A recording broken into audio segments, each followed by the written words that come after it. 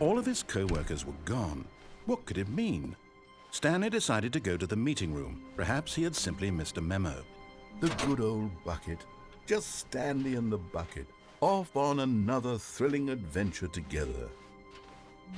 Stanley clutched the bucket tightly to his chest, and this was not the correct way to the meeting room.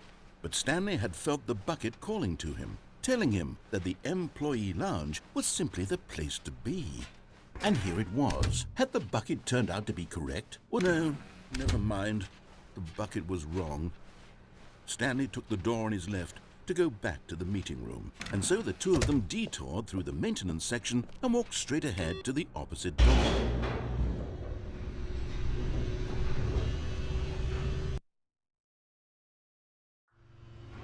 Oh, good Stanley, I'm glad you found your way here. I knew you'd find this place eventually. You see, your friends and I are concerned for you, Stanley. We've come together here because we care about you very much. It's this bucket you're carrying around everywhere. The bucket isn't even from the original Stanley Parable. It's just sequel content. We're the ones that matter, Stanley. Classic characters from the first game, like the Adventure Line and the Broom Closet. Because that's what fans want from a sequel. They want more of their favorite jokes, not this bucket that they've never seen before. Yes, I know I'm the one who gave you the bucket, but you're spending too much time with it. Don't you want another story involving the Adventure Line? We could make the Adventure Line go somewhere new. Yes, yes, that's what the fan... Whee! Look at that wacky line. Who knows where it'll go off to next? Oh, and it played some silly music as well.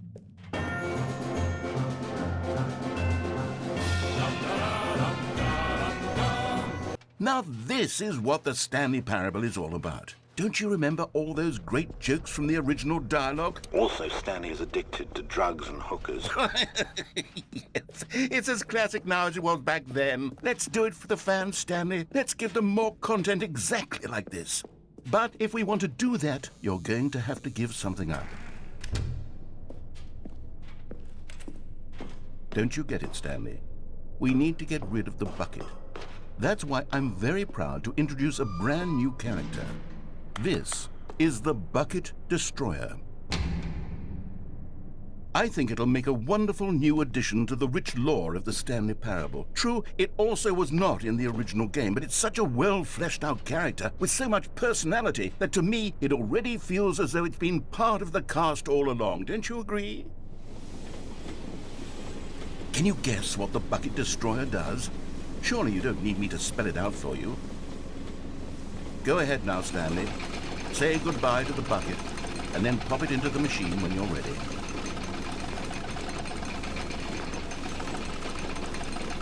Now listen to me. It's crucial that you give it the bucket. I don't know what the Bucket Destroyer will do if it can't destroy your bucket. Destroying buckets is all it knows. That is its singular personality trait. Sure, I can hear you saying, how does a character with only one personality trait deserve to join the pantheon of beloved Stanley Parable characters? Well, you see, if you were to really explore the Bucket Destroyer, you would see that its desire to crush buckets is so densely loaded with complexity and nuance that it's really like 10 personality traits. What other object in this game can you even say that about? The Broom Closet? Certainly not. I wonder what sort of Bucket Destroyer merchandise the fans will be clamoring for after this. Okay, the Bucket Destroyer is getting very upset now. You'll have to hurry and feed it. We can't get back to the classic Stanley Parable characters like the Adventure Line or the Bucket Destroyer until you crush that damn bucket. Quickly now, the fans are waiting. Do it, the fans, Stanley. Give the fans what they want. Hurry and...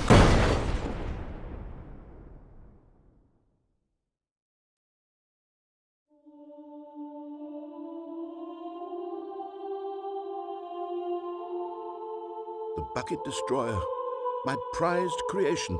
You had so much potential.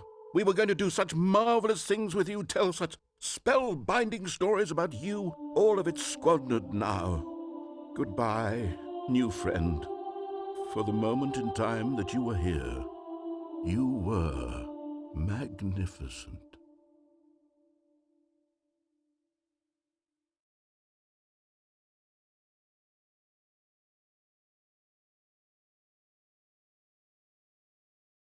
high-fived in a really cool way, and the bucket made a sassy comment about taking down the system.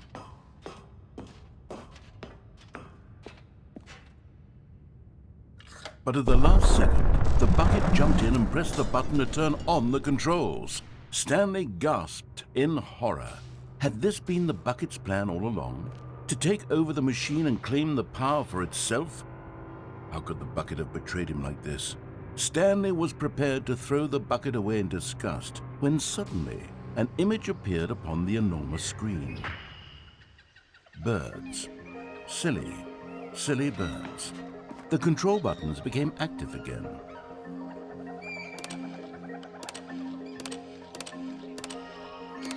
Stanley flipped through one video of silly birds after another, and then it dawned on him. This wasn't a mind control facility at all. It was a facility for monitoring and surveilling silly birds all over the world.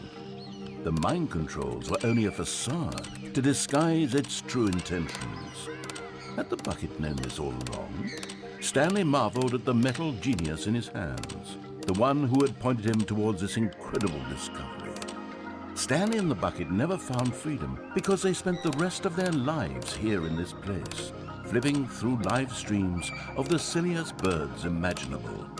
Of all the possible paths his life could have taken, this one was surely the best. And Stanley was happy.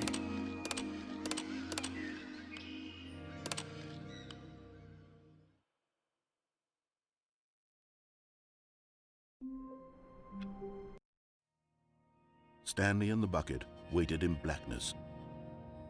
Was it over? Yes, they had done it. Stanley and the bucket had defeated their greatest and darkest enemy, freed themselves from the tyrannical grip of the evil mind control machine. Freedom was now mere moments away. Excitedly, the two of them began to discuss the kind of life they wanted to live once they stepped through this massive door. The bucket wanted to learn to roller skate.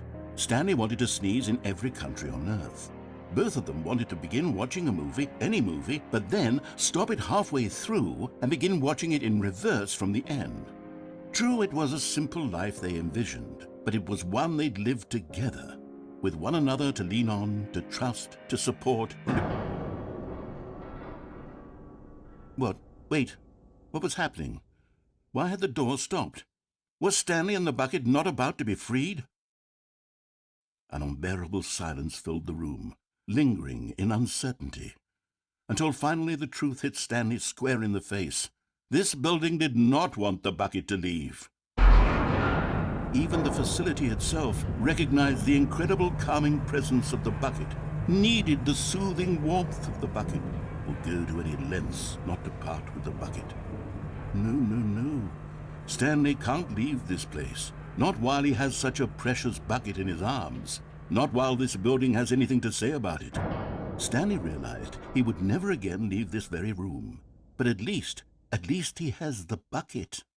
To be trapped eternally in darkness isn't really so bad, Stanley thought to himself. As long as I have my bucket with me, right? I'll be okay, won't I? Stanley gulped. Very soon now, he was about to find out.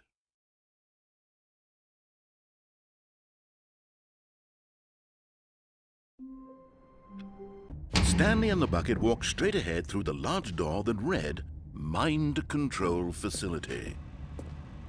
Although this passageway had the word escape written on it, the truth was that at the end of this hall, Stanley and the bucket would both meet a violent death. The door behind them was not shut.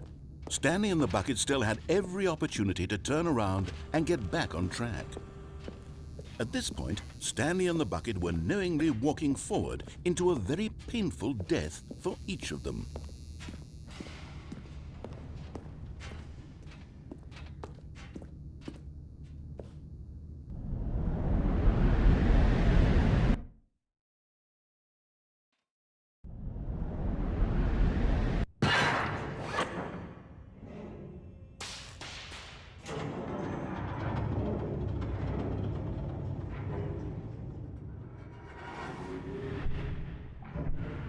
As the machine whirred into motion and Stanley and the bucket inched closer to their demise, Stanley reflected on how meaningless the bucket's warmth and comfort had turned out to be.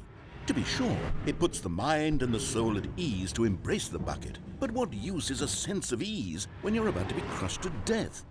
This is what Stanley thought to himself, and he sort of kicked himself for wasting so much time carrying a bucket everywhere. Farewell, Stanley.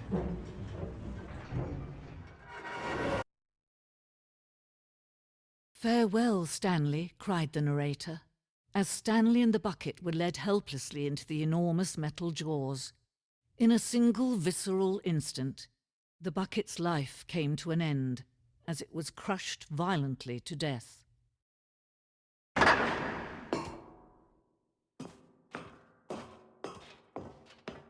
It was a shame, the death of such a magnificent bucket. It's true that all buckets are radiant in their own way, but this one stood above the rest. It was a glorious bucket to behold.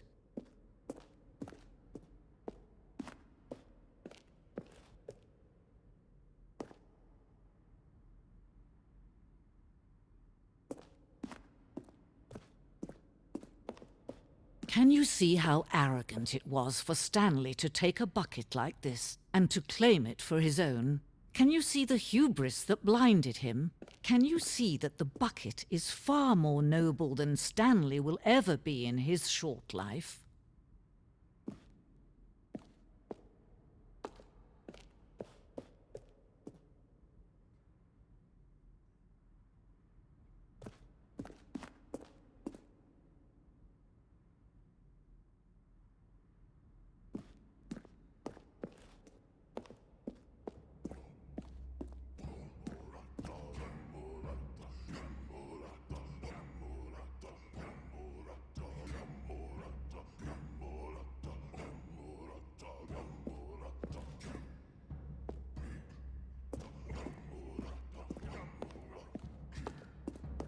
No man can own a bucket, and certainly not a bucket as dazzling to behold as this one.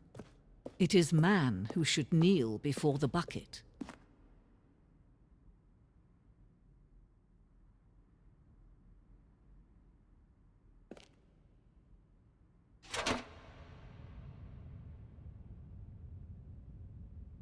But there is something we can do. Something we can do together, you and I, that will right this terrible wrong.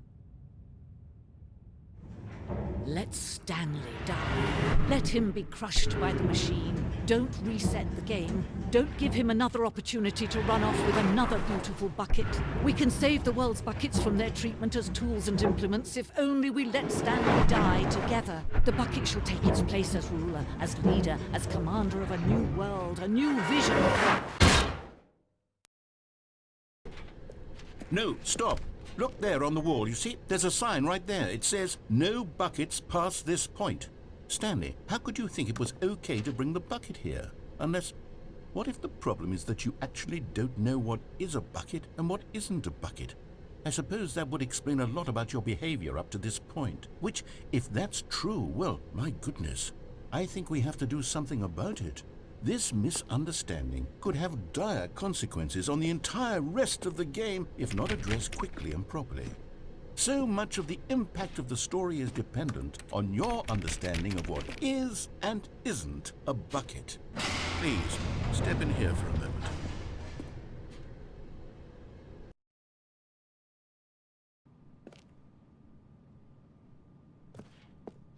Now then, I'm going to run you through some test scenarios, and you'll tell me whether or not the thing I'm showing you is a bucket.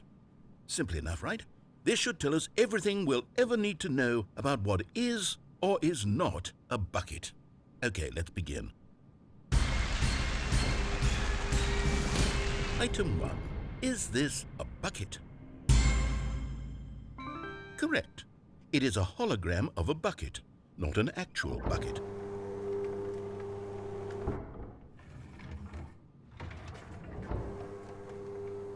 Item 2.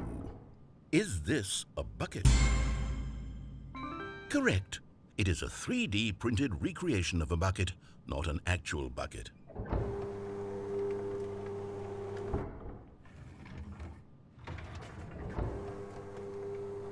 Item 3. Is this a bucket? Correct. This is a bucket.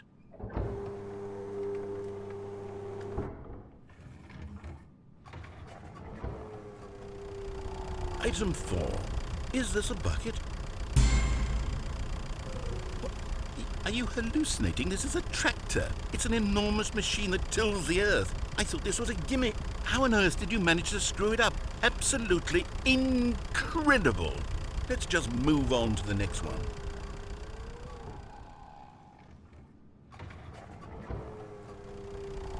Is this a bucket?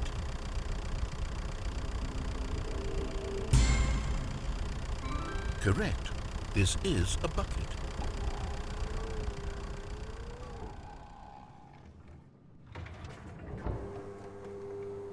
Item 6. Is this a bucket? Trick question. Both. Gotcha.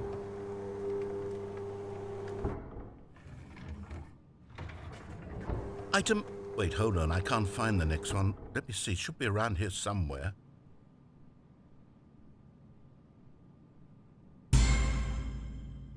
Yes. Thank you.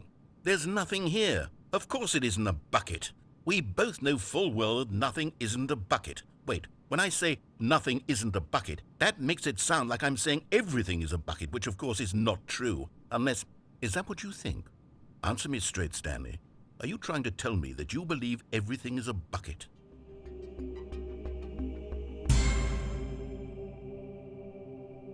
You know what? I'm too confused to even sort it out. I've lost all sense of perspective. What is a bucket? What isn't a bucket? Mere moments ago I could answer these questions with confidence, and yet now I'm somewhat adrift. Do any of us know what a bucket is? Am I a bucket? Stanley, I can't keep doing this. I'm losing myself, and myself was all I ever had to begin with. I'm afraid the bucket is threatening to tear our relationship apart. I can't have that. I'm sorry, but I'm going to erase all buckets from the game entirely. Okay, here we go.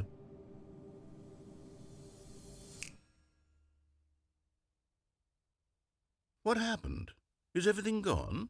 Why did everything disappear? Wait, was everything a bucket? Every single thing in the game was a bucket. Oh my God, I had no idea. How could... Except me. I'm not a bucket after all. And you, Stanley, you're still here. You're not a bucket either. Oh, this is wonderful news. We're not buckets. Yes, I actually feel much more at ease right now. It's delightful to get some clarity on that issue, but it doesn't change the fact that we haven't got a game. So, tell you what, I'll reset everything and we'll put back all of the buckets, okay? And we'll know that it's all a bucket. But if you run into anyone else, maybe don't mention that. Who knows what that information might do to a person? All right, here we go.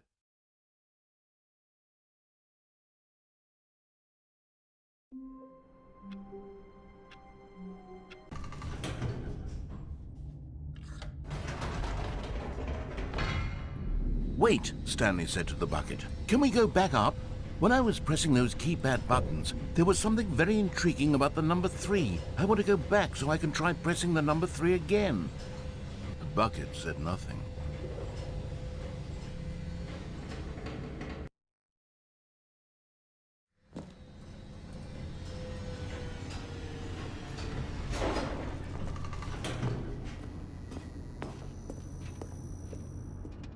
Here we are, said Stanley. Now I'm going to try out that number 3 button. He took the bucket over to the keypad and began absolutely slamming on the number 3 over and... Wow, he said. The number 3 is such a special button. I'm having the time of my life. Stanley looked expectantly at the bucket, but the bucket remained silent. This was a shock to Stanley, who had always felt such a connection with the bucket. How was this? Perhaps the bucket had missed something. Perhaps it had not seen how much joy Stanley got from slamming the number 3 repeatedly.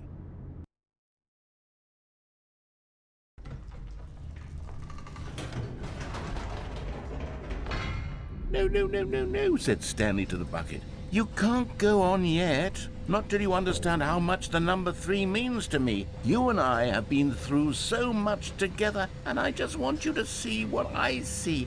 Feel the happiness I feel." He smiled at the bucket, and the bucket said nothing.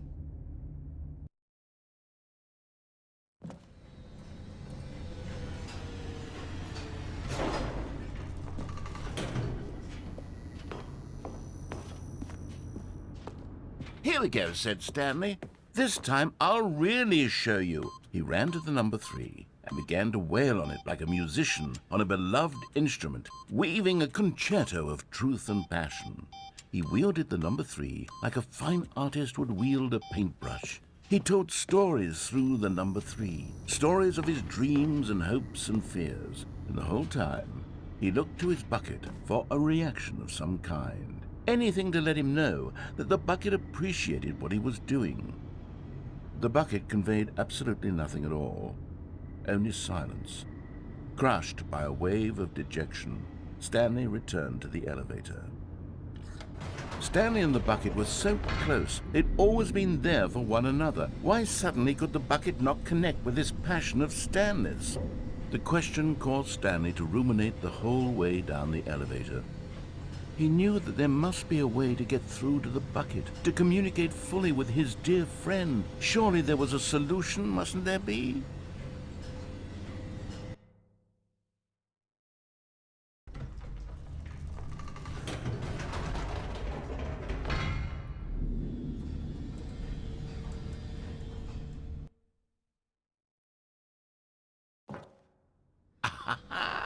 Said Stanley. "I know what to do. I know how to fully express this feeling in my heart." He decided right then and there that he would hold a press conference where he would speak to the public on all matters relating to pressing the number 3 over and over.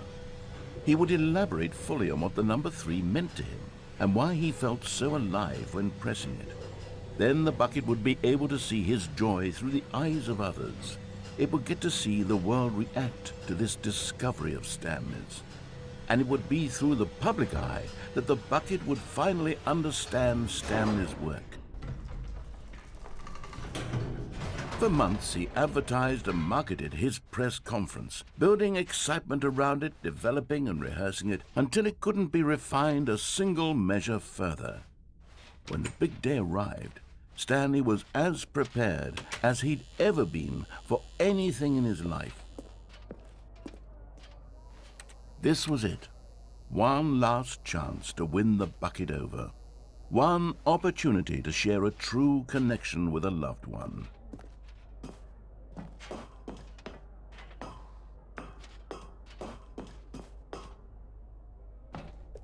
There was no one here. Nobody had come to the press conference to hear Stanley speak, to listen to him talk about what it really means to press the number 3 on a keypad over and over. He was unloved, uninteresting, he was a failure, and in that moment Stanley knew that the bucket would never again take him seriously. There would be no connection, no deeper understanding. The bucket merely sat there in his arms, indifferent. And so it began that slowly, over many years, the two of them grew more and more distant. They spoke less and less, neither wishing to state the obvious, that any sense of real respect between them had eroded since that day at the press conference. There would be no more games, no more long conversations about passion and pursuit, only a silence that consumed the space between friends. And Stanley, having for once in his life discovered the warmth and comfort of true companionship, was cast back into the unremarkable normalcy of loneliness.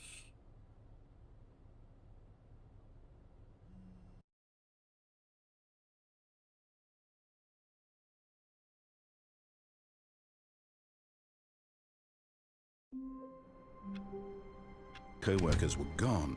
What could it mean? Stanley decided to go to the meeting room. Perhaps he had... Stanley's bucket, the only co-worker he would ever choose. Stanley clung the bucket to his cheek. Could his co-workers really all be gone?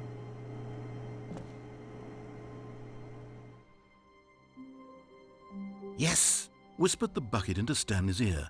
"we've done it. We've escaped from that dull office and that pesky narrator. At last, Out here in the white void we are alone. Now, and for the first time, I can reveal to you my true self. The bucket began to tell Stanley of its life and its history, of the countless wars it witnessed, desecrating the land and lives of untold numbers of innocent humans, and the bucket's own complicity therein, of sadness and regret, and the many years it spent dwelling on the actions it might have taken to curb the madness and the decay, if only it had been stronger, of hope and redemption, and its crusade to uplift the stock of life for the common man, to manifest justice where none existed, and the bittersweet reality of time, to see one's dreams and wishes met halfway, meted out in parcels like charity, and abandoned as soon as the warm glow of inspiration begins to dim. The opportunities to do so much more. There was so much it could have done, perhaps, the bucket wondered to itself. Perhaps if it had seen its own darkness with a clearer perception. This was way too much for Stanley. What are you talking about? He screamed. You're a bucket! To this, the bucket furrowed its brow. No, Said the bucket. not since the evil wizard Gambhorata first ensnared me in his machinations as payback for the sacred amulet I stole from his treasured vaults. I was young back then and could not conceive the ramifications of... No! Stanley screamed even louder this time. This is stupid! You are a bucket! This is so stupid! Why are we even doing this? As Stanley screamed and screamed and screamed, the bucket revealed its true form, transforming into a mighty beast of untold power, its fangs glistening like...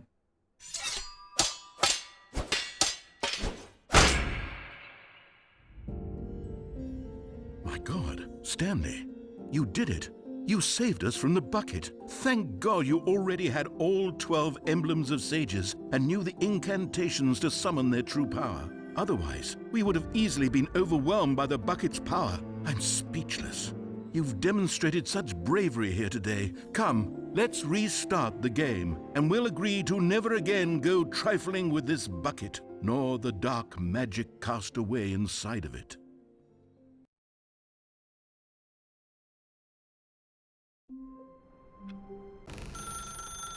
Now pick up the phone, said the bucket. Pick up the phone, and it will take us back home, where we can go about life together. Whoa, hold on. Why did you unplug the phone? Were you trying to resist the bucket's orders? Stanley, I was joking. Obviously, the bucket isn't talking to you and telling you to do things. Buckets can't talk. It was a joke. Don't you get the joke? It's funny, Stanley. A talking bucket. Can't you see? Oh, goodness. I must have really bungled up the delivery if you actually took me seriously. Where did I mess up the joke? Should I have paused for longer or spoken quicker? Comedic timing is so difficult. I wish I were better at it. But there isn't exactly an instructional video on comedy that one can watch to fully... Oh, wait, yes, there is. It's sitting right here. Let's take a look. What is comedic timing? What is comedic timing? How does it work? How long should it last? How can it be used to effectively silence your political enemies? And more importantly, can it be taught in its entirety within 90 seconds? Thankfully, the answer to all of these questions is yes. Let's dive deeper. If you've ever told a joke or made someone laugh, in all likelihood, you did it while standing 50 to 80 centimeters from them in a room of no more than 76 degrees Fahrenheit, with one of your arms raised straight upward at a 15-degree angle from your body. These are the optimal conditions for good comedic timing. To begin the joke, start by stating and spelling your name. Next, provide a brief synopsis of the joke, including the specific times at which the recipient of the joke will laugh, and then spell out your name a second time. With these steps complete, it's time to begin the humor. Speak the entire joke in no more than 18 seconds and no less than 13 and a half, pausing only for bathroom breaks when necessary. When the joke has concluded, it is customary to inform your listener that the joke is over by declaring in your loudest possible voice, "I'm Dunny with the funny." Let's practice screaming, "I'm Dunny with the funny" now.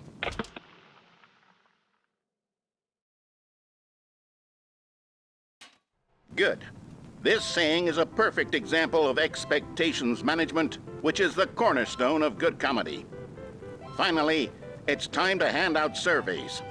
Collecting hard data from your audience on how rapt they were throughout the joke is the only way to grow or learn as a comedian. An effective survey should be no less than 10 pages long and should include the same question reprinted several times, just to ensure the survey taker is actually paying attention and not simply filling in answers at random. And that's all there is. With these strategies at your disposal, you'll have audiences doubled over in laughter and even tripled over in laughter in no time at all. Just remember to let them stop laughing at some point, you gut-busting little scamp. After all, we're each of us needed on the front lines of the war to fight the 12-legged invader who threaten our very existence and who very likely die in a hailstorm of bullets and mandibles. All of us must be prepared to give our lives to this noble cause, just as our children must do after us, and their children after them. Godspeed, and may Earth reign supreme.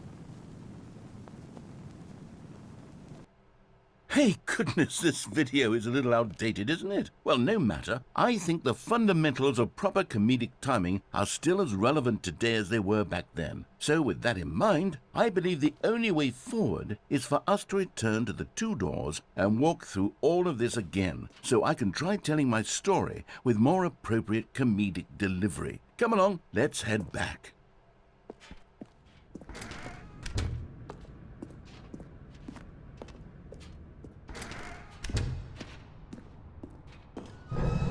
I can feel it. This time, I'm really going to nail the delivery. You'll be in stitches. A talking bucket, you'll say? How ridiculous. How absurd. What a hilarious concept. The king of comedy. That's what you'll call me. Thank goodness we had the instructional video. Otherwise, who knows where we'd be right now. Well, I wouldn't be the king of comedy, that's for sure. The bucket spoke to Stanley. The bucket spoke. The bucket spoke. Oh, I'll figure it out on the fly. No need to overthink things.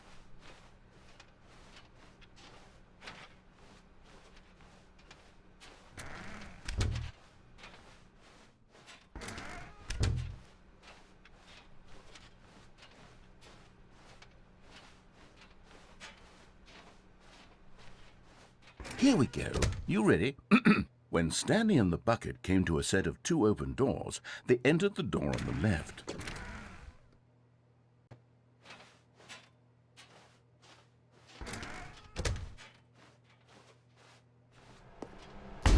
What? We're back at the phone already? No. What's going on? There were supposed to be several rooms leading up to this. There was supposed to be a build-up to this point, a dramatic display of remarkable comedic wit which culminates in this scene with the phone. But now the timing's completely off. The joke will never land, or not the way it was meant to. And it's all my fault. I must have forgotten that the phone room comes immediately after the two doors room. What an egregious mistake. I've made a fool of myself. I don't deserve the title of King of Comedy. I'm nothing. I'm not even the lowliest joke-telling whelp. I think I need to go back and rewatch that instructional video again. Yes, surely that will help me improve my... Here we go. You ready? When Stanley and the bucket came to a set of two open doors, they entered the door on the left. No. You were supposed to go through the door on the right, leading back to the phone. Did you not even look at the instructional video? I think this is all covered very clearly. There's no way I can make the comedic timing work now. It's done. The joke is completely done and over. It's all your fault, Stanley. I'm going to be ridiculed in the community of other joke writers. I'm going to be shamed at every one of our meetings from now on. All because you couldn't watch a simple video and take a hint. Are you proud of yourself for bringing me down, Stanley? Are you proud? Stanley, you love the bucket so much it's like you... it's as though all of your other most prized possessions pale in comparison. Yes. Well, let me try that again, Stanley. I heard that you are pale with shame over how unabashedly in love with a bucket you are. No?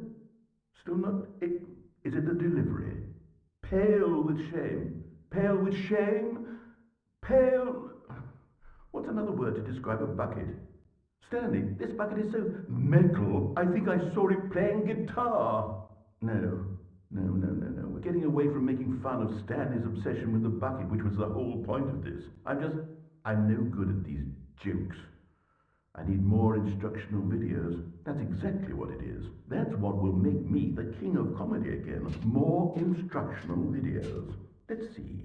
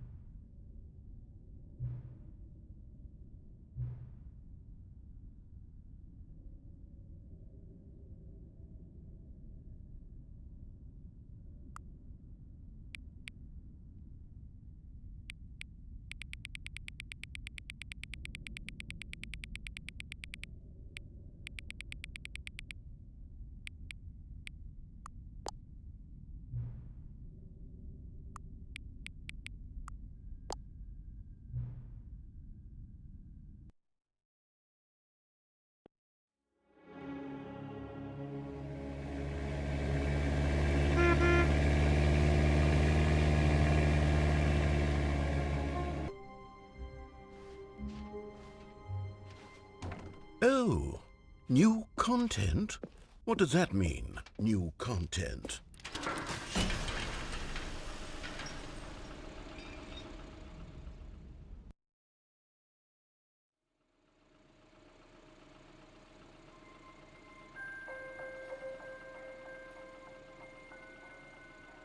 Hello, and thank you for playing the Stanley Parable Ultra Deluxe.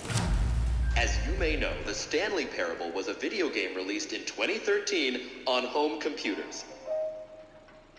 After receiving critical and commercial success, it was expanded upon in 2022 with the Stanley Parable Ultra Deluxe, a reimagining of the game for consoles and home computers.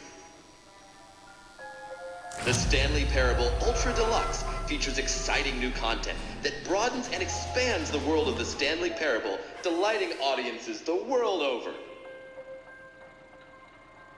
Please, step inside and see what thrilling new adventures await in the Stanley Parable Ultra Deluxe. Oh, well, this sounds delightful. I'm very excited to see the thrilling new Ultra Deluxe content. Wait, Stanley, I've just now realized that bucket you're holding, it's the bucket I've been working on for my sequel. How did you get your hands on it? Isn't this the preview to the sequel? How do you have the bucket already? This makes no sense at all. Hold on.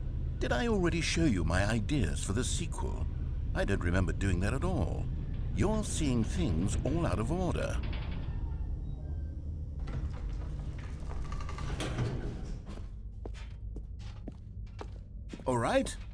All right, let's see, it's the jump circle?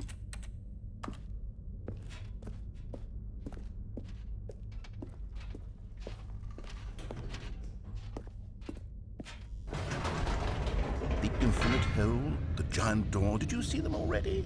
Stanley, none of them are ready yet. I'm still developing them. They're not even close to finished. How did they look when you saw them? Were they captivating? Were they exciting? Did they fulfill on the promise of everything that a sequel to Stanley Parable could possibly be?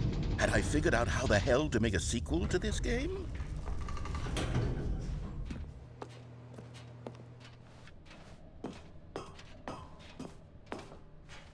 Wait, if you're still carrying the bucket around with you, if the bucket is interesting to you, that means I must have made it correctly. Yes. You carrying the bucket with you everywhere is exactly what I set out to accomplish. The bucket is the exciting and captivating new content that I promised. I did it! I win! I made a sequel to the Stanley Parable! Yes, the sign is correct. Thank you for enjoying the new content. Thank you for taking the bucket everywhere with you, clinging tightly to the bucket, never letting it go. It means I've won. It means I am victorious over the gamers. It is a sweet salve of victory on my soul. Thank you for enjoying the new content. The bucket is the Stanley Parable now. They are one and the same. There is no Stanley Parable without the bucket. I win, I win, I win, I win, I win, I win, I win, I win, I win, I win.